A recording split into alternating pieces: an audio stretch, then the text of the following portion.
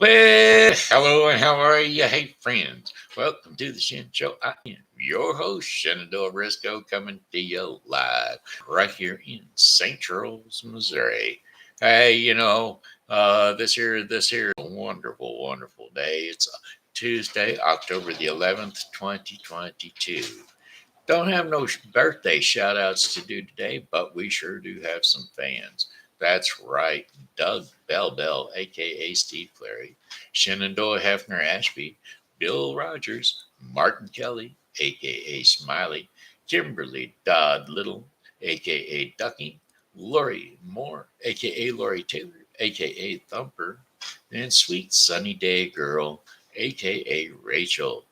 Oh, and let's not forget Savann Murphy Beason, Diana Gray, and uh, Jamie O'Driscoll. Can't forget you. Can't forget Jamie. We forget Jamie every once in a while, and well, we better put her in. That's for sure. And then also my Pokey pals, my very special Pokey pals, Julie Regot and Amanda S. Little. Alrighty, here's your return poke gals right here, right now. Oh, let me change something real quick.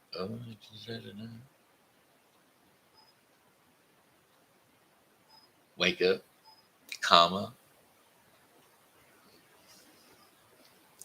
Jamie O'Driscoll.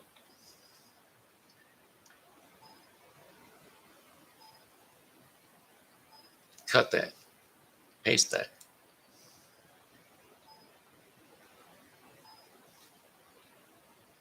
select all, paste that, go to sleep. There you have it. There she is. All right, you're in there. Yeah, for sure, for sure.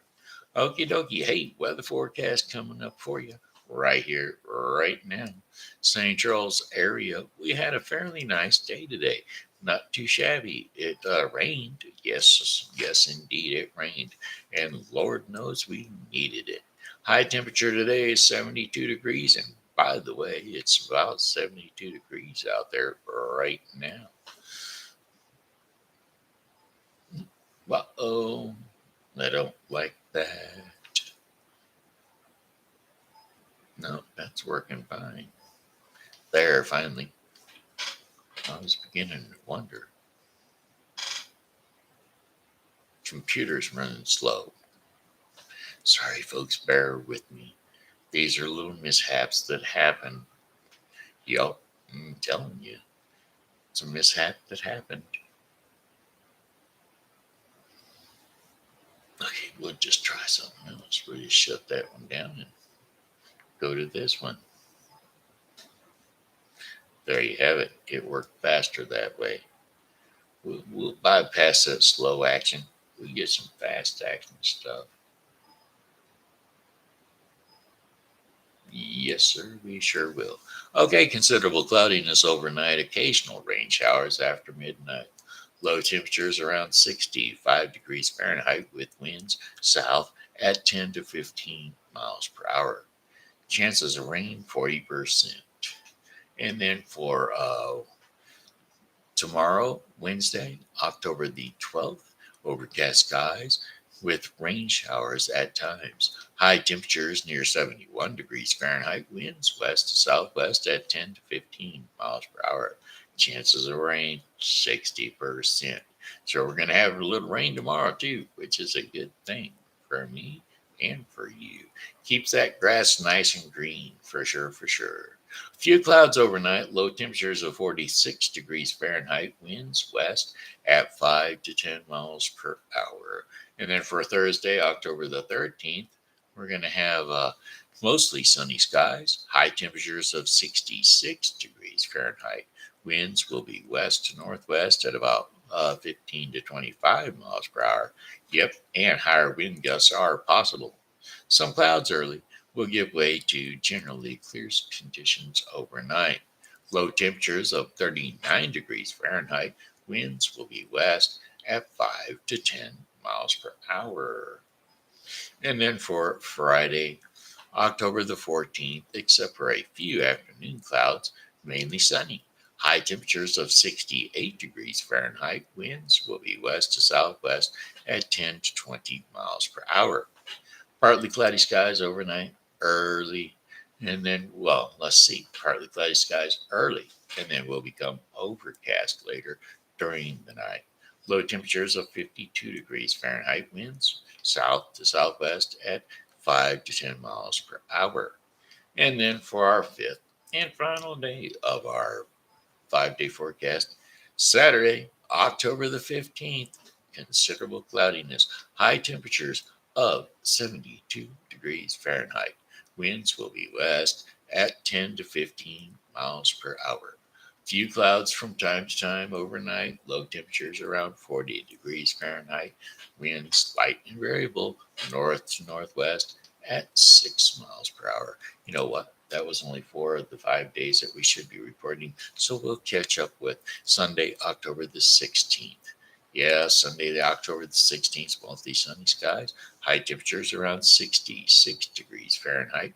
Winds west to northwest at 10 to 15 miles per hour. And mostly clear sky overnight. Low temperatures of 39 degrees Fahrenheit. Winds light and variable northwest at about 6 miles per hour. And that, my friends, is your 5 day forecast for the St. Charles viewing area. Yeah, I think we're going to go and see about seeing, uh, talking to, sorry, let me get back down off of that muscle spasm. We're going to go and try on Friday to get a little meet and greet with,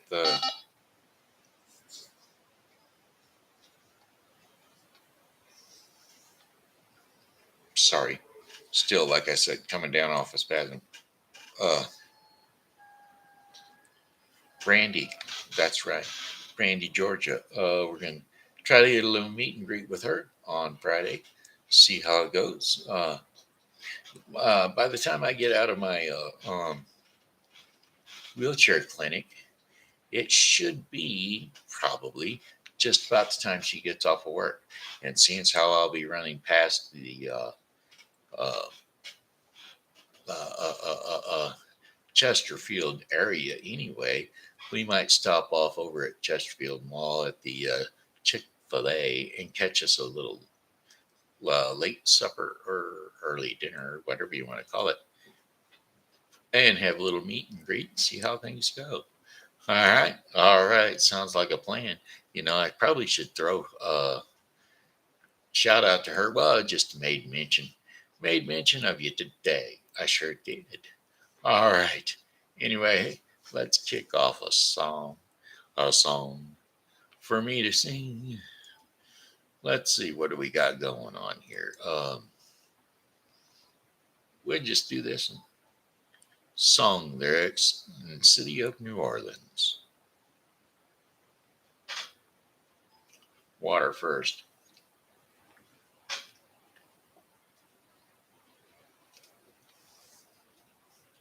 Got to wet whistle just a little. Oh, notice my teeth. My lowers were ground down quite a bit. So hey, look, my face is my face again. Hooray, hooray!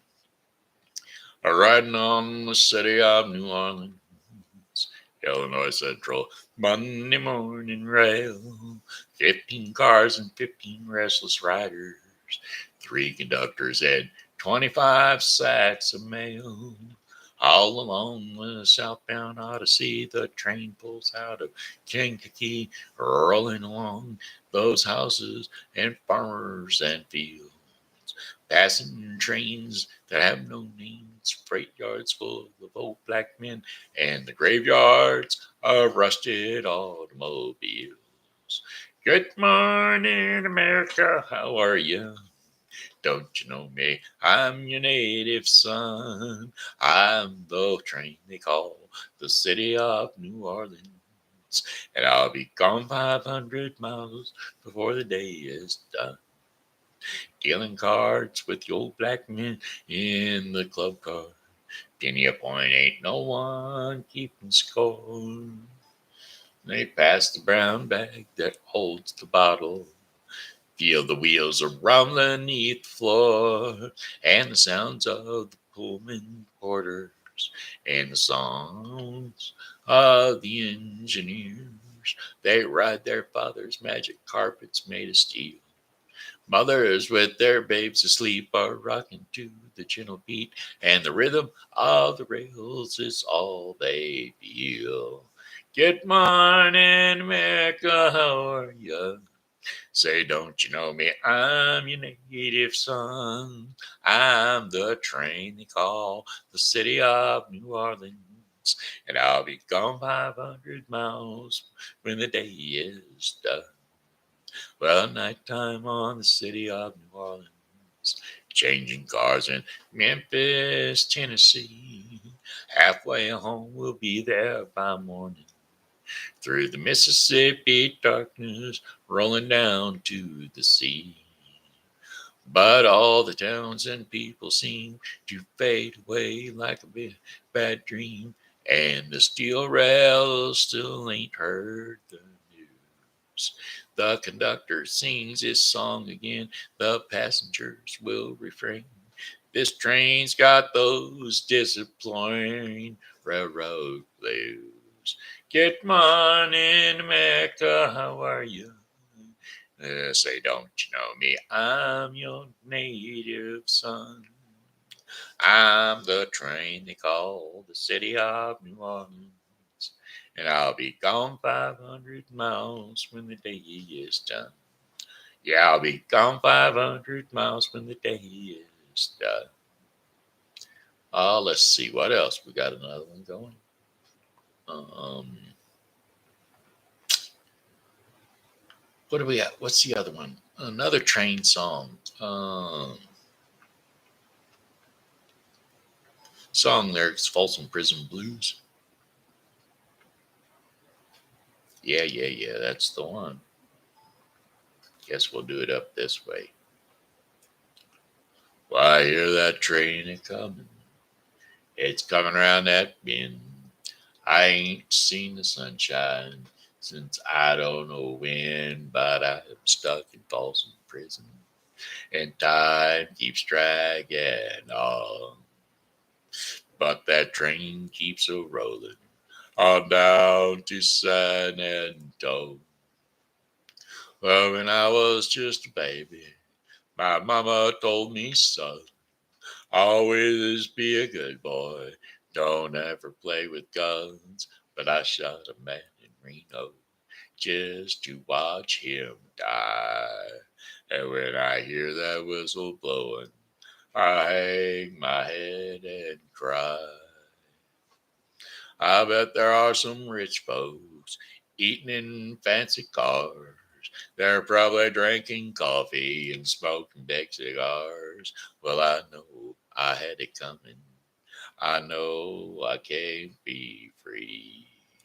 But those people keep on moving, and that's what tortures me.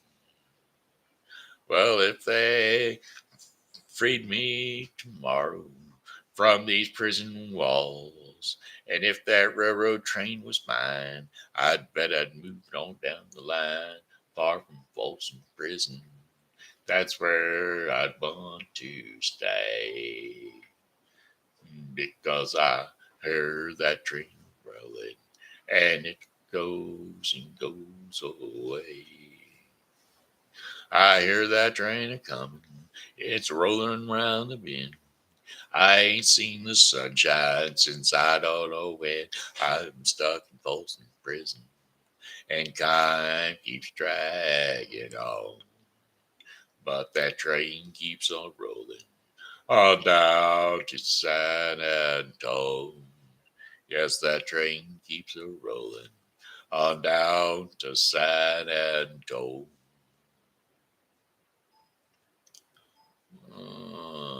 Here we go. How about song lyrics? Seven Spanish Angels. He looked down into her brown eyes, and he said, say a prayer for me. She threw her arms around him, whispered, God will keep us free. They could hear the riders coming. He said, this is my last fight. If they take me back to Texas, they won't take me back alive. There were 7 Spanish angels at the altar of the sun. They were praying for the lovers in the valley of the gun. Well, when the battle stopped and the smoke cleared, and there was thunder from the throne, and 7 Spanish angels took another angel home. She reached for the and picked up the gun that lay smoking in his hand. She said, Father, please forgive me. I can't make it without my man. And she knew the gun was empty, and she knew that she could not win. But her final prayers were answered when the rifles fired again. Well, there were 7 Spanish angels at the altar of the sun. They were praying for the lovers in the valley of the gun. When the battle stopped and the smoke cleared, there was thunder from the throne, and 7 Spanish angels took another angel home. There were 7 Spanish angels at the altar of the throne. They were praying for the lovers in the valley of the gun. And when the battle stopped and the smoke cleared, and there was thunder from the throne, and 7 Spanish angels, they took another angel home. All right, y'all, now help me now. There were 7 Spanish angels at the altar of the sun. Oh, they were weeping and praying for the lovers in the valley of the gun. Oh, when the battle stopped and the smoke cleared, there was thunder from the throne, and 7 Spanish angels, they took another angel home. Was going to whistle it, but my mouth got dry again. Sorry. Yep. Another one. There went another one, folks. They hit me and they pick me and they choose to hit me whenever I'm not prepared. Let's see if we can't do another one.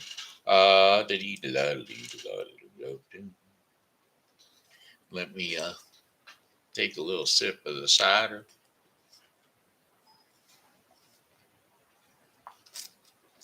A little H, a little 2, and a little O. That's right, H2O. Actually, it's a big H, big O, and a little 2. Don't you know? All right, let's see. What's the other one that I was singing up the other day at the dentist? Here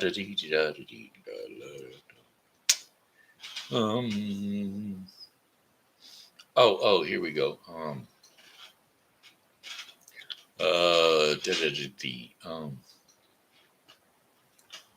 What's it called? I know what it's called. Pretty sure I know what it's called. Song lyrics, The Devil's Herd. Yeah, Ghost Riders in the Sky. An old cowboy went riding out one dark and windy day. Upon a ridge he rested as he went along his way, when all at once a mighty herd of red-eyed cows he saw, plowing through the ragged skies and up a cloudy draw. Their brands were still on fire and their hooves were made of steel. Their horns were black and shiny and their hot breath you could feel. A bolt with fear went through him as they thundered through the sky. For he saw the riders coming hard, and he heard their mournful cry. Yippee-yi-oh, yippee-yi, ghost riders in the sky. Their faces gaunt, their eyes were blurred, their shirts all smoked with sweat. He's riding hard to catch that herd, but he ain't caught 'em yet. 'Cause they've got to ride forever on that range up in the sky. On horses snorting fire as they ride, you hear their cry. Yippee-yi-yi, yippee-yi-oh, ghost riders in the sky. As the riders loped on by him, he heard one call his name. If you want to save your soul from hell of riding on our range, then cowboy, change your ways today, or with us you will ride. Try to catch the devil's herd across these endless skies. Yippee-yi-oh, yippee-yi, ghost riders in the sky. Ghost riders in the sky. Ghost riders in the sky. There you go. Ghost riders in the sky. Let's see who done that one. Johnny Cash? Yeah.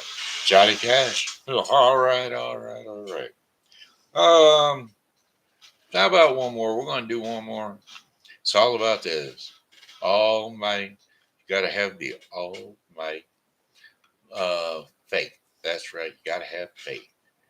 It's not that one. It's not you got to have faith. This is a different got to have faith kind of song. Song lyrics, Desert Pete.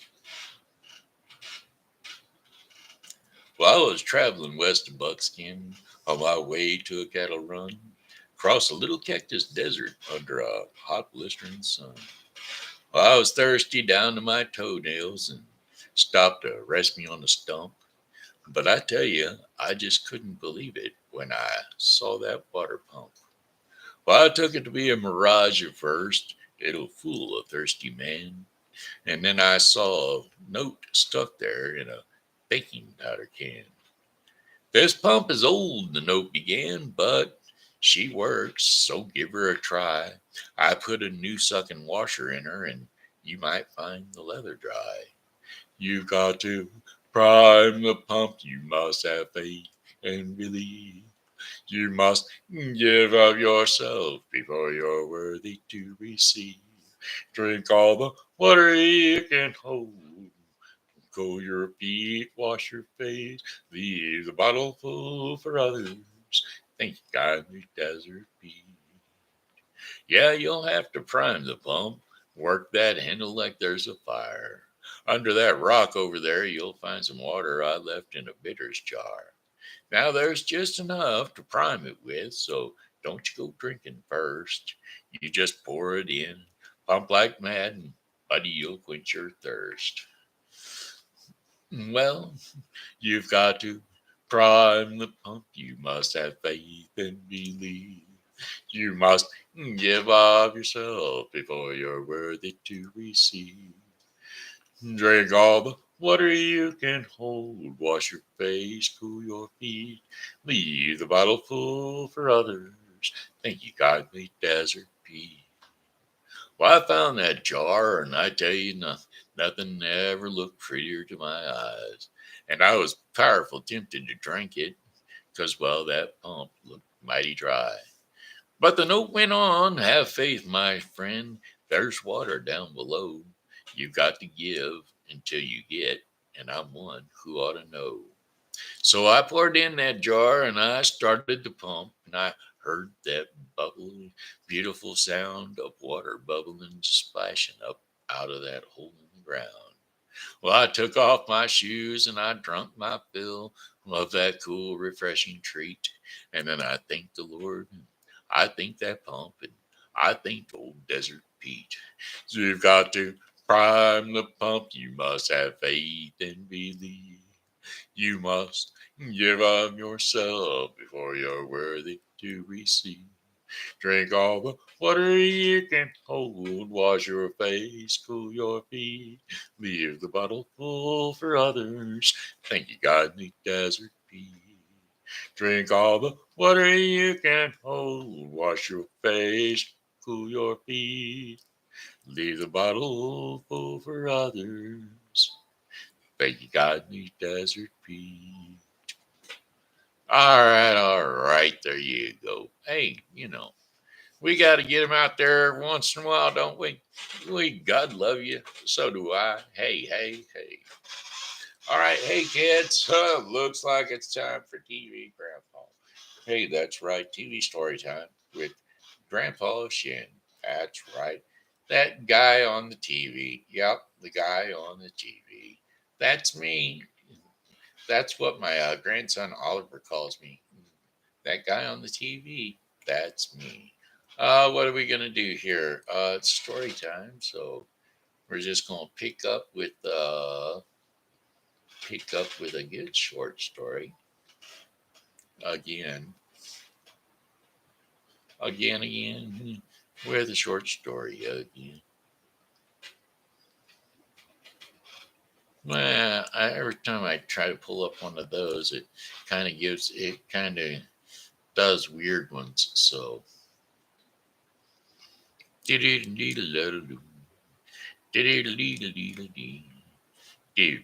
do ba da ba ba ba da da do da da dee da da doo da do da boop bop me da boop bop ba da boop ba dee da do dee dee doo dee dee doo dee dee doo dee da doo doo dee dee doo up ba ba ba ba ba ba ba ba doo ba ba doo doo. Well, I know if Thumper was on here, she'd be requesting Peter Rabbit, but she ain't here. So we're not going to do that.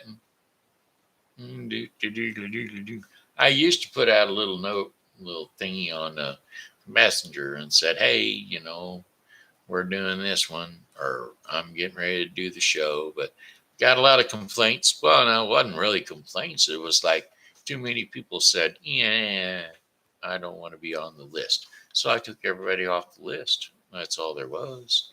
I just done it. And so no more getting those notices. It was just distracting to everybody. And so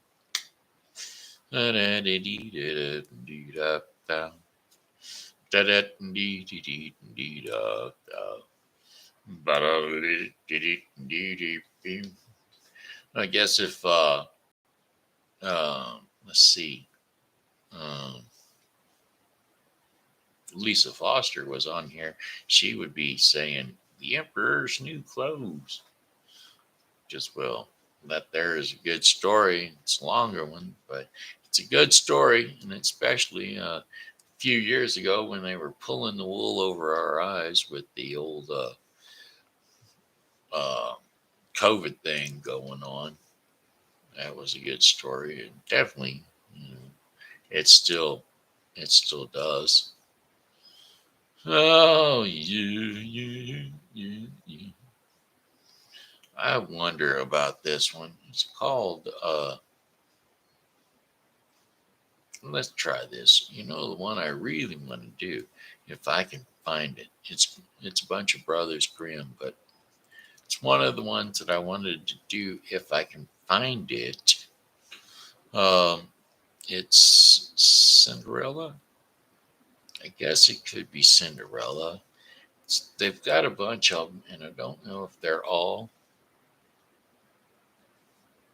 Yeah, I guess. Um, yeah,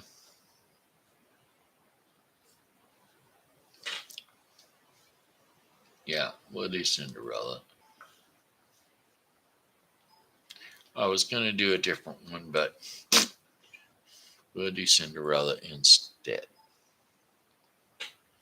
The wife of a rich man fell sick, and as she felt that her end was drawing near, she called her only daughter to her bedside and said, "Dear child, be good and pious, and then the good God will always protect thee, and I will look down on thee from heaven and be near thee." Thereupon she closed her eyes, and she departed. Every day the maiden went out to her mother's grave and wept, and she remained pious and good. When winter came, the snow spread a white sheet over the grave, and when the spring's sun had drawn it off again, the man had taken another wife. Well, the woman had brought two daughters into the house with her, who were beautiful and fair of face, but vile and black of heart. Now began a bad time for the poor stepchild. It's the stupid goose to sit in the parlor with us. Is this stupid goose to sit in the parlor with us? Said they. He who wants to eat bread must earn it out with the kitchen wenches. They took her pretty clothes away from her, put an old gray bedgown on her, and gave her a wooden shoes.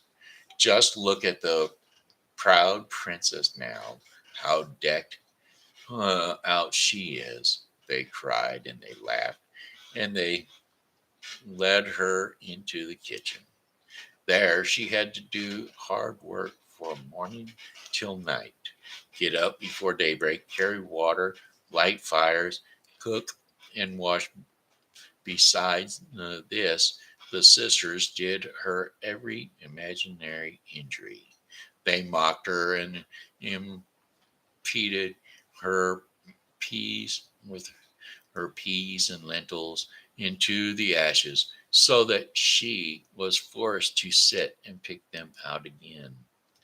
In the evening, when she had worked full, she was weary, and she had no bed to go to, but had to sleep by the fireside in the ashes.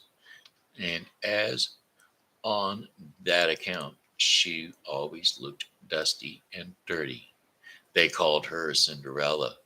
It happened that the father was once going to the fair, and he asked his two stepdaughters what he could bring them back. "Beautiful dresses," said one. "Pearls and jewelry," said the second. "And thou, Cinderella," said he, "what is it that thou would have?" "Father, break off from me the first branch which touches against your hat on your way home." And so he brought beautiful dresses, pearls, and jewelry, and for his stepdaughters. And on his way home, as he was riding through a green thicket, a hazel twig brushed against him and knocked off his hat. Then he broke off the branch and he took it with him. And when he reached home, he gave his stepdaughters the things of which they wished for, and to Cinderella he gave the branch from the hazel bush. Cinderella thanked him and went to her mother's grave and planted the branch on it. And she wept so much that the tears fell down on it and watered it, and it grew. however, uh, and became a handsome treat. Thrice a day Cinderella went and sat beneath it and wept and prayed, and a little white bird always came on the tree. And if Cinderella expressed a wish, the bird threw down to her what she had wished for. It happened, however, that the kings appointed a festival which was to last 3 whole days, and to which all the beautiful young girls in the country were invited, in order that his son might choose himself a bride. Well, when the two stepsisters heard this, they too were to appear among the number. They were delighted. They called Cinderella and they said, "Comb out our hair for us, brush our shoes, and fasten our buckles, for we are going to the festival at the king's palace." Cinderella obeyed, but wept because she would have to like to go also with them to the dance, and she begged her stepmother to allow her to do so. "Oh, thou go, Cinderella," she says. "Thou art dusty and dirty, and wouldst go to the festival? Thou hast no clothes and shoes, and yet wouldst dance?" As, however, Cinderella went on asking, the stepmother at last said, "I have emptied a dish of lentils into the ashes for thee. If thou hast picked them out again in 2 hours, thou shalt go with us." The maiden went through the back door into the garden, and she called to uh, "You tame pigeons, you turtle doves, and all you birds beneath the sky, come and help me to pick, well, the good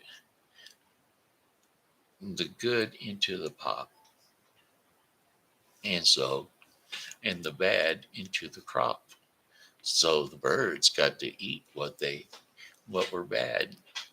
Then 2 white pigeons came in by the kitchen window, and afterwards the turtle doves, and at last all the birds beneath the sky came whirling and crowding in, and all alighted against the ashes, and the pigeons nodded with their heads and began picking, and the rest began also picking, and gathered all the good grains into the dish. Hardly had 1 hour passed before they had finished, and all flew out again. Then the girl took the dish to her stepmother, and was glad, and believed that now she would be allowed to go with them to the festival. But the stepmother said, "No, Cinderella, thou hast no clothes, and thou cannot dance. Thou would only be laughed at." And as Cinderella wept at this, the stepmother said, "If thou canst pick 2 dishes of lentils out of the ashes for me in 1 hour, thou shalt go with us." And so she thought to herself that she must certainly cannot do. And when the stepmother had emptied the 2 dishes of lentils among the ashes, the maiden went through the back door into the garden and cried out, "You tame pigeons, you turtle doves, and all you birds under heaven, come and help me to pick the good into the pot and the bad into the crop." Then 2 white pigeons came in by the kitchen window, and afterwards the turtle doves, and at length all the birds beneath the sky came whirling and crowding in, and alighted amongst the ashes. And the doves nodded with their heads, and they began to pick, and the others began to pick, and gathered all the good seeds into the dish. And before half an hour was over, they had already finished, and they all flew out again. Then the maiden carried the dish to the stepmother and was delighted and believed that she might now go to the festival with them. But the stepmother said, "All this will not help thee. Thou goest not with us, for thou hast no clothes and cannot dance. We should be ashamed of thee." On this, she turned her back on Cinderella and hurried away with her two proud daughters. Now, as no one was at home now, Cinderella went to her mother's grave beneath the hazel tree and cried, "Shiver and quiver, little tree, shiver and gold threw down over me." Then the birds saw a gold and silver dress down to her. Well, and a pair of slippers embroidered with silk and silver. She put down the dress with all the speed and went to the festival. Her stepsisters and stepmother, however, did not know her. They thought she must be a foreign princess, for she looked so beautiful in the golden dress. They never at once thought of Cinderella and believed that she was sitting at home in the dirt, picking lentils out of the ashes. The princes went to meet her and took her by the hand, and he danced with her. He would dance with no one else other than her, and he never let loose of her. And if anyone else came to invite her, he said, "This is my partner." She danced till it was evening, and she wanted to go home. But the king's son said, "I will go with thee and bear thee company," for he wished to see to whom the beautiful maiden belonged. She escaped from him, however, and she sprang into the pigeon house. And the king's son waited until her father came, and then he told him that the strange maiden, had leapt into the pigeon house. The old man thought, "Can it be Cinderella?" And they had to bring him an axe and a pick that he might hew the pigeon house to pieces. But no one was inside it. And when they got home, Cinderella lay in her dirty clothes among the ashes, and a dim little oil lamp was burning on the mantelpiece. For Cinderella had jumped quickly down from the back of the pigeon house and had run to the little hazel tree. And there she said, had taken off her beautiful clothes and laid them on the grave, and the birds had taken them away again. And then she had placed herself in the kitchen amongst the ashes in her gray gown. Next day, when the festival began again, and her parents and the stepsisters had gone once more, Cinderella went to the hazel tree and said, "Shiver and quiver, my little tree, silver and gold throw down over me." Then the birds flew down a much more beautiful dress than the one preceding day. And when Cinderella appeared at the festival in this dress, everyone was astonished at her beauty. The king's son had waited until she came, and instantly took her by the hand, and he danced with no one but her. When others came and invited her, he said, "She is my partner." When evening came, she wished to leave, and the king's son followed her and wanted to see into which house she went. But she sprang away from him and into the garden behind the house. Therein stood a beautiful tall tree on which hung the most magnificent pears. She clambered so nimbly between the branches like a squirrel that the king's son did not know where she had gone. He waited until her father came and said to him, "The stranger maiden has escaped from me, and I believe she has climbed up the pear tree." The father thought, "Can it be Cinderella?" and had an axe brought, and he cut down the tree.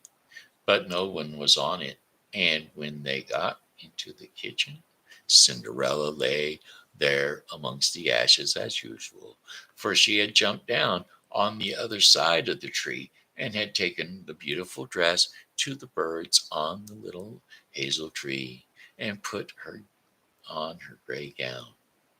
On the third day, when the parents and sisters had gone away, Cinderella went once more to her mother's grave and said to the little tree, "Shiver and quiver, my little tree, silver and gold throw down over me."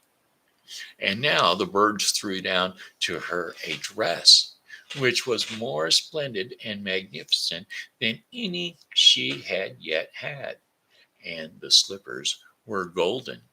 And when she went to the festival in the dress, no one knew how to speak from astonishment. The king's son danced with her only, and as if one invited her to dance, he said, "She is my partner." When evening came, Cinderella wished to leave, and the king's son was anxious to go with her, but she escaped from him so quickly that he could not follow her.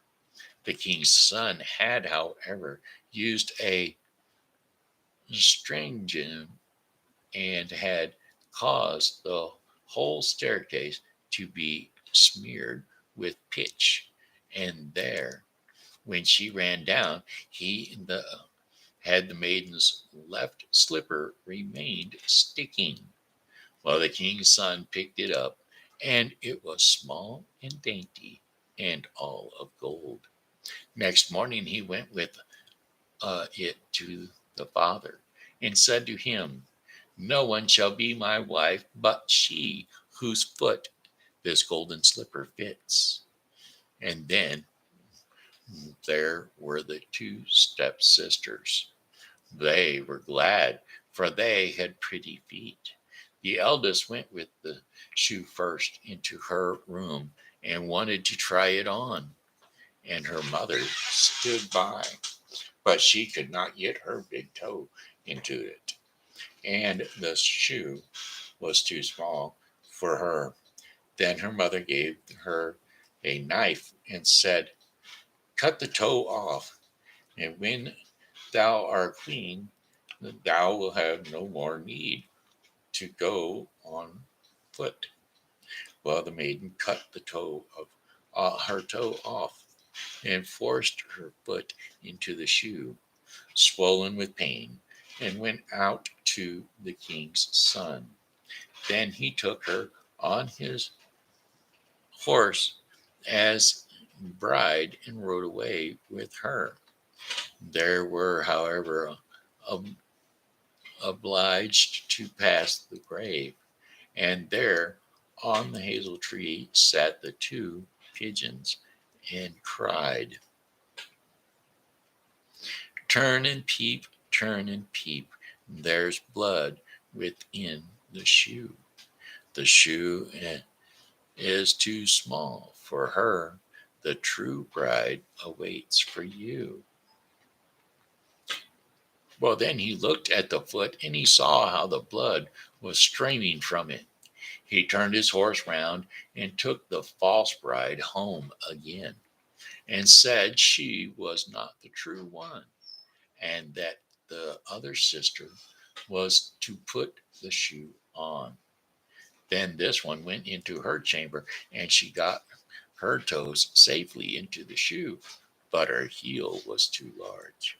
And so her mother gave her a knife and said, "Cut a bit off of the heel, and when thou art clean, thou wilt not no longer need to go on foot."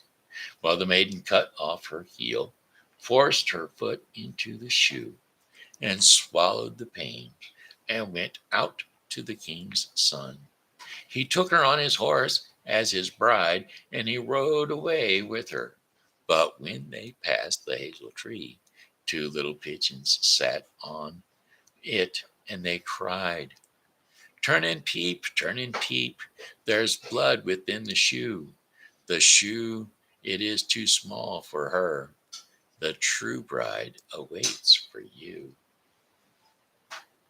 Well, he looked down at her foot and he saw how the blood was running out of her shoe and how it had stained her white stockings. Then he turned his horse and took the false bride home again. This also is not the right one, said he. Have you no other daughters? No, said the man.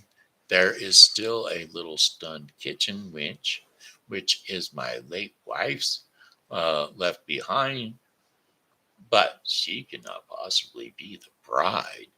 The king's son said he was to send her up to him. But the mother answered, oh no, she is much too dirty. She cannot show herself. He absolutely insisted on it, and Cinderella had to be called. She first washed her hands and face clean, and then went and bowed down before the king's son, who gave her the golden shoe. Then she seated herself on the stool, drew her foot out of the heavy wooden shoe, and she put it into the slipper, which fit like a glove. And when she rose up, the king's son looked at her face. He recognized the beautiful maiden who he had danced with and cried, that is the true bride. The stepmother and the two sisters were terrified and became pale with rage. He, however, took Cinderella on his horse and rode away with her. As they passed the hazel tree, the two white doves cried, turn and peep, no blood is in the shoe. The shoe is not too small for her. The true bride rides with you. And when they had cried that, the two came flying down, and they placed themselves on Cinderella's shoulders, and on one on the right and the other on the left, and remained sitting there. When the wedding with the king's son had been had to be celebrated, the two false sisters came and wanted to get into favor with Cinderella and share her good fortune. When the betrothed couple went to church, the elder was the right side and the younger at the left, and the pigeons pecked out their eyes of each of them. Afterwards, as they came back, the elder was the left and the younger at the right, and the pigeons pecked. Wait a minute, they done it again. And thus, for their wickedness, the falsehood they were punished with blindness as long as they lived. Boy, that's the Brothers Grimm for you for sure. They always had scary ones at the end. Okay, kids. Hey, that looks like the end of story time with TV Grandpa. We're going to go ahead and jump on over to the Daily Bread portion of the program. Daily Bread portion of the program today is going to be brought to you by the Bible with Briscoe 2022. The Bible with Briscoe 2022 is a daily reading of the Bible to be completed within 1 year. Today's reading in the Bible with Briscoe 2022 is Isaiah 37 through 38 and Colossians 3. Don't forget to read the Bible with Briscoe 2022 for your daily reading of the Bible. Just tune in. I'll read it for you. Your part, God's part. That's the devotion in today's Daily Bread portion of the program. Today's scriptures and insights to give you guidance on your part and God's part will be Genesis 12, 1 through 9. Genesis 12, 1 through 9. The call of Abraham. The Lord had said to Abraham, "Go from your country, your people, and your father's household to the land I will show you. I will make you into a great nation, and I will bless you. I will make your name great, and you will be a blessing. I will bless those who bless you, and whoever curses you, I will curse. And all the people on earth will be blessings through you." So Abraham went as the Lord had told him, and Lot went with him. Abraham was 75 years old when he set out from Haran. He took his wife Sarah, his nephew Lot, and all the possessions they had accumulated and the people they had acquired in Haran, and they set out for the land of Canaan, and they arrived there. Abraham traveled through the land as far as the site of the great tree of Moreh at Shechem.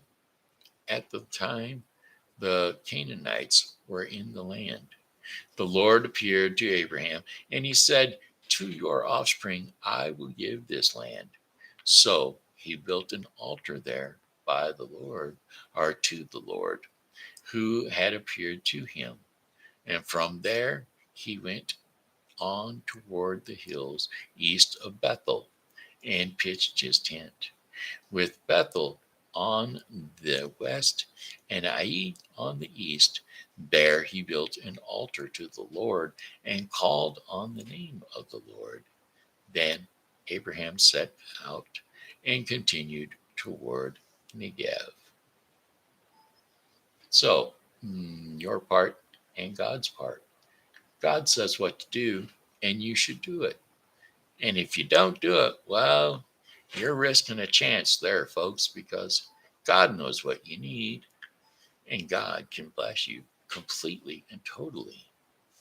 Alrighty, my friends. Hey, I got one more song for you, and it goes something like this. Hello, goodbye, my friends. It's time to go. I said goodbye, my friends. It's time to go. I hate to leave you, but I really must go. So goodbye, my friends. Goodbye. Goodbye, my friends. Goodbye. This here has been Shenandoah Briscoe saying hello and how are you? Thanks for tuning in to the Shen Show. And as always, God loves you and so do I. So come back and see me tomorrow because, well, hey, I'll be here. And I hope that you are too. God loves you and so do I. So come on back. We'll be here tomorrow. God willing, we will. All right. Bye-bye.